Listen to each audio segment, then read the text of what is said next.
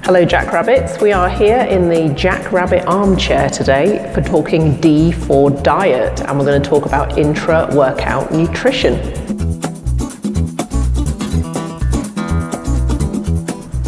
So you head out on a run, and after a certain amount of time, if you're running, you're going to have to start refueling. Obviously, carrying food with you is not exactly practical. You can't really run with a ham sandwich in your pocket.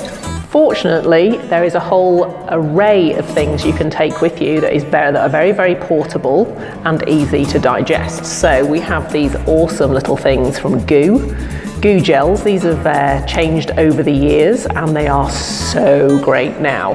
100 calories each. My favorite personally is the ginger, because I'm a bit of a ginger person and I like eating ginger too. Some of these have caffeine in them, some of them don't. Again, they're 100 calories each. You just rip the top off, take them every 45 minutes. And the key to these is to keep hydrating while you're eating them. The last thing you want is a big bit of goo stuck in your stomach, undigested.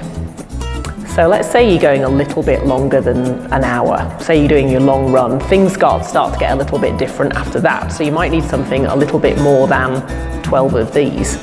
So Goo also has Roctane energy. So not only, this is the same concept as Goo, but it also has amino acids in it and more potassium and more sodium. The longer you train, the more you're going to lose those salts and you're going to need to replace them.